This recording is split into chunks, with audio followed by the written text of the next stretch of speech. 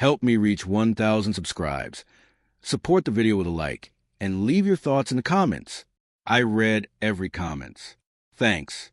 I never thought an anniversary could feel like a ticking time bomb. My name is Ethan, 38, and for the past 12 years, I've been married to Clara. By all accounts, we had a steady life. Comfortable home in suburban Connecticut, 2 kids, and the kind of routine that makes neighbors nod approvingly. But beneath the surface, I'd long sensed a quiet distance between us. Nothing overt, no fights, no raised voices, just that subtle thinning of warmth that creeps in when love starts to settle into habit. It started that morning, just a week before our anniversary. Clara called me into the kitchen, her usual bright smile in place, but eyes sharper than I'd seen in months. "Ethan," she began, stirring her coffee absent-mindedly, "for our anniversary, I want us to switch things up this year. No fancy dinner, no flowers, just a weekend getaway. Alone." I blinked. Alone? That wasn't unusual for some couples. But with us, a weekend away had never meant the same thing twice. There had always been a subtle layer of expectation. Laughs, shared glances, little confessions. Now it felt like a challenge, like she was testing me. "All right," I said casually, "were you thinking?" Her eyes flickered, just for a fraction of a second, before she looked away. "You pick. Just make it memorable." That was it. No hesitation, no hints, no discussion. Just a few words, but in them, I sensed the perfect opening. Because the truth is, I had been planning something myself. Something she could never see coming. Not a fight, not a revenge, not even a public humiliation. Just a carefully orchestrated turn of events that would make her understand something she'd long forgotten. For days, I observed Clara subtly. Every late-night text, every fleeting look at her phone, the way she lingered in conversations a little too long when I wasn't around. She had always thought herself a master of little games, little manipulations, the kind that left me exhausted but smiling, trying to convince myself she didn't mean harm. But this time, I was 3 steps ahead. I had learned patience. I had learned restraint. And I had learned how to turn her own assumptions against her. Friday morning arrived, and I casually mentioned I'd packed a bag. Clara didn't ask what was inside. She never did. She was already planning in her head how this weekend would go, how she'd appear effortlessly charming, how she'd remind me of my supposed oversights over the years. She thought she was in control. I let her believe that. The drive was silent, as it often was when Clara got into her reflective mood. She hummed along to soft radio music, staring out the window. Occasionally, she'd turn to me with that faint, inquisitive glance, as if trying to measure whether I had any surprises up my sleeve. I kept my expression neutral, calm. Nothing betrayed the storm quietly brewing in my mind. We arrived at the lake cabin I had chosen, secluded and picturesque, the kind that promised both intimacy and discretion. Clara's lips curled into a small smile, impressed at the selection, but I could see the calculating wheels turning behind her eyes. She assumed I was merely responding to her suggestion, that this was entirely about her idea. That evening, after unpacking, we sat on the porch, overlooking the mirrored surface of the lake.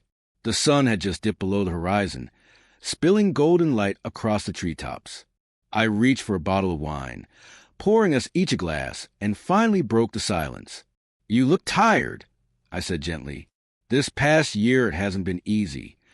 Clara sighed, leaning back in her chair. "You think," she murmured. "I've been doing everything, managing work, the kids, the house. You barely notice half of it." I nodded slowly, letting her frustration hang in the air. This was part of the plan, her underestimating me, thinking she had the moral high ground, thinking she was the only one with clever strategies. "I know," I said softly. "I've noticed, and I've been thinking about what anniversary really means. Not just gifts or dinners, but how we see each other, how we respect each other." She gave a small laugh, almost dismissive. "Respect? You think a weekend at a cabin fixes years of neglect?" I didn't answer immediately. I let the night stretch around us, the crickets chirping, the water reflecting the fading sun. I let her believe she had pushed me into compliance. Then, Just as she was settling into the comfort of her assumed victory, I shifted the conversation with the calmest tone I could muster. "I have one request," I said, letting the words linger. "Follow me for the next hour. No questions. Just trust me." Clara's eyebrows rose. A challenge? A trick? She looked at me with that subtle spark of suspicion. I held her gaze, unwavering. "Trust me," I repeated. She hesitated, then nodded, more intrigued than wary. That single nod, that minor concession, was all I needed. She didn't realize it, but the real plan was unfolding already. By the end of the night, everything she thought she controlled would feel like it had shifted. She wouldn't see the twist until it was too late, until the reveal hit her with the weight of truth. As we stepped into the SUV, I felt a quiet thrill. Not from malice, not from spite, but from anticipation. Anticipation of seeing the plan I'd nurtured for weeks come to life. Clara, always so perceptive, was walking straight into it. And for the first time in years, I felt like I was finally in control of my own story, my own destiny. By the time we reached the edge of the forested path leading to the final location, the sun had vanished completely. The night was still, almost suffocatingly quiet. Clara glanced at me again, curiosity etched across her face. I smiled faintly. "Almost there," I said, keeping my tone deliberately casual. And in that moment, I knew nothing would ever be the same after this weekend. The path narrowed as we drove deeper into the woods, the dense trees on either side swallowing the faint glow of the headlights. Clara shifted in her seat, tapping her fingers against her knee, trying to decipher what I had planned. I said nothing, keeping the calm, deliberate tone that had carried me through the week. Silence was my ally. Curiosity was hers. Finally, we arrived at a small, hidden clearing. The cabin I had reserved was more than just cozy. It had been staged with subtle cues I knew would trigger her reactions. Candles flickered inside. A gentle aroma of fresh pine and vanilla filled the air. Everything looked carefully curated, but not in the way of grandeur. Simple, intimate, and seemingly spontaneous. Clara's eyes widened, a mix of admiration and uncertainty. "Wow. Ethan, this is amazing," she said softly, almost letting her guard down. But I noticed a slight hesitation in her tone. She was still analyzing, calculating, wondering if there was a hidden agenda behind my meticulous planning. She didn't know how right she was. I led her inside, setting down the bags, pouring 2 glasses of wine, and letting the natural tension settle into an understated comfort. We sat on a small sofa, facing the fireplace, the flames dancing across the room. Clara, who had always prided herself on her awareness and control, leaned back and studied me carefully. "You've been planning this for days, haven't you?" she asked. Her voice was a mixture of challenge and intrigue. "I've been planning," I admitted calmly, "but not just for this weekend. For us. For everything that's been left unsaid." Her eyes narrowed slightly. She didn't expect sincerity. She expected a reaction, a game, maybe even a confrontation. What she wasn't expecting was a quiet, unwavering clarity in my voice. Over dinner, I navigated our conversation carefully. I didn't accuse, I didn't argue. I reminded her subtly of the years we had shared, the small victories, the quiet moments of connection she seemed to have forgotten. She nodded, but I could see the invisible wall she had built around herself. That's when I introduced the final piece of the plan. "Clara," I said, lower my voice, "I want a night to be different. I've arranged something special. Not for me, not for you, but for us. There's a reason I asked you to follow my lead. It's time we see each other clearly again." Her curiosity was piqued. She leaned in, eyes wide, her posture softened for the first time in months. I led her outside, where the deck overlooked the lake. I had arranged a small, private setup. Lanterns hung along the railing, a soft blanket spread out, and a small telescope aimed at the stars. The lake reflected the moonlight perfectly, creating the illusion of floating in silence above the world. "You did all this," she whispered. This is incredible." I nodded, keeping my expression calm, almost neutral. "Not just for the view," I said. "I wanted you to see something else.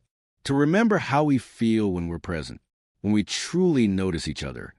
For a few moments, we stood in silence, the tension between us stretching and bending in ways that words could not capture. Then I spoke the line that would shift the entire weekend. Clara, I've realized something important. All these years, I've tried to meet your expectations. Every demand, every mood, every plan. I've given everything I had, hoping we'd find our way back to each other. But I've learned something crucial. You can't control love. You can't force it, ignore it, or manipulate it. You either honor it or you don't. Her face paled slightly. She hadn't expected confrontation, especially not delivered with calm authority.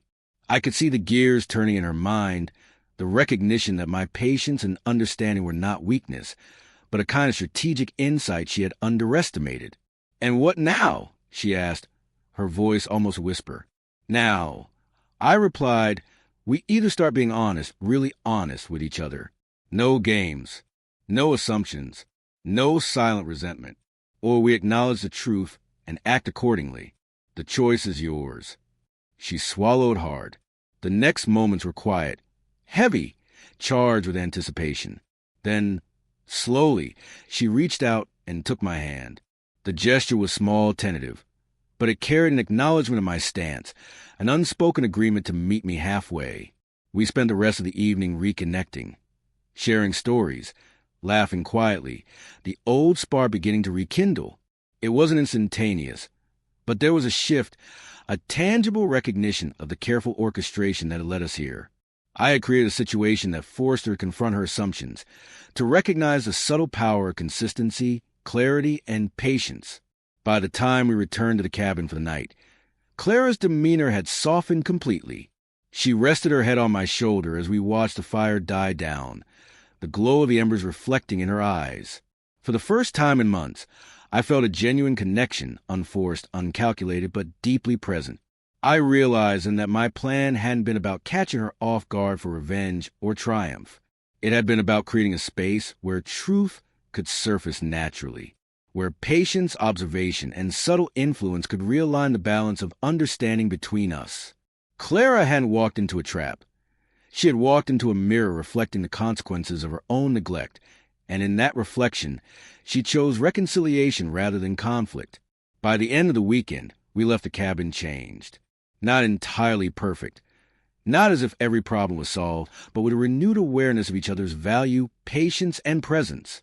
The anniversary had begun as a challenge, a test of assumptions, but ended as a revelation.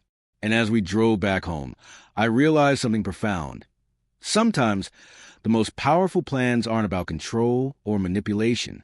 They're about creating a stage where truth and patience meet, allowing those who wandered apart to rediscover the path back, naturally, irrevocably, and with a sense of mutual respect neither of us had felt in years.